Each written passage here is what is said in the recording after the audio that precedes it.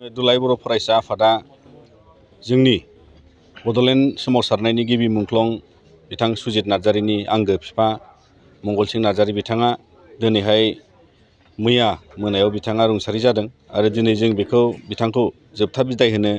जों बिथांनि न'आव सिथ्लायाव जों फैदों आरो जोंहा माहारियारि आफाद आरो बिथांनि आंगो फिसाला जाय माहारिनि गिबि मुंख्लं बर'नि बड'लेण्डनि सोमावसारनायाव जों एबसुनिफ्राय बिथांनि न'खरनिसिम आरो माहारिनि जानानै गोथौयै जों दुखु मोननाय फोरमायो आरो दिनै बिथांनि जिउआ सोरगोआव आलो गोजोनै जायगा मोनगोन जों बिनि मिजिंजों आर'ज गाबो आरो बेखायनो दिनै दुलाराय बर' फरायसा आफादा जोङो गासै जोंनि जेरावबो आसाम नाङै जोंनि मावख'आव जों गासै दख'रा दालाइसा जेरावबो जिल्ला बिथांनि मुङै जोङो मोनसे आलारि बाथि सावनायजों लोगोसे कन्डलेन्स हाबाफारि जोङो मोनसे लादों आरो बेखौ जों बयखौबो फालिनो थाखाय खावलायदों आरो बिथांनो मान बावनो थाखाय जों खावलायदों मानोना दिनै बिथाङा जोंनि सासे आंगो बिफा महरै आरो जों बयनिबो दिनैहाय मोनसे बिदिन्थि महरै मानगोनां सुजित नार्जारि मुंख्लंनि मुङै बिथाङा दिनैसिम जोंखौहाय फिसालाखौ गोसोखांनायजों लोगोसे जों बिथांखौ लाफानानै गोबां बिथांनि मुङै हाबाफारियाव बिथाङा जोंजों बाहागो जायोमोन नाथाय दिनै जों न'खरनि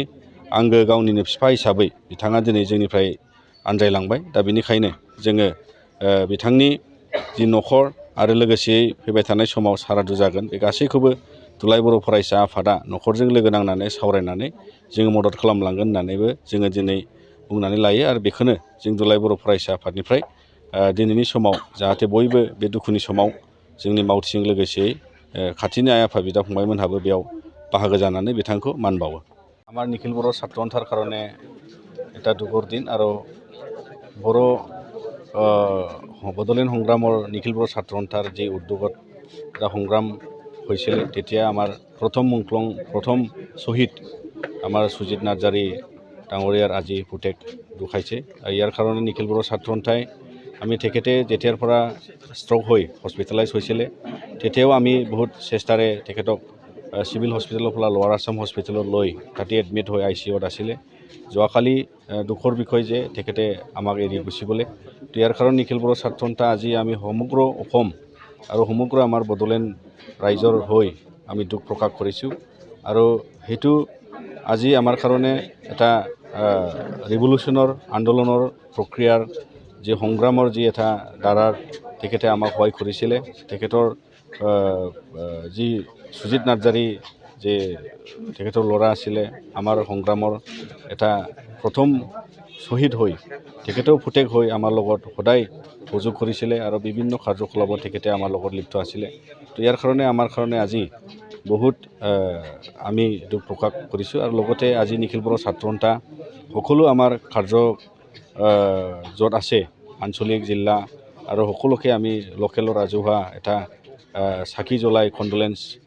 প্ৰেয়াৰ কৰিবৰ কাৰণে আমি আবেলি ভাগত 5টামান বজাত আমি আহ্বান কৰিছোঁ ইয়াৰ কাৰণে নিখিল বড় ছাত্ৰ সন্থা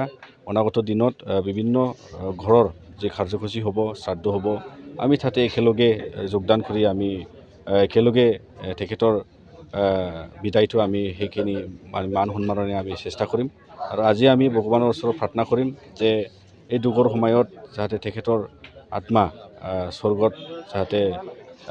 ঈশ্বৰৰ ওচৰত জাগা পায় স্থান পায় আৰু সেইটোৰ কাৰণে আমি আজি এই শান্তিৰ কাৰণে তেখেতৰ স্বৰ্গবাসৰ শান্তিৰ কাৰণে আমি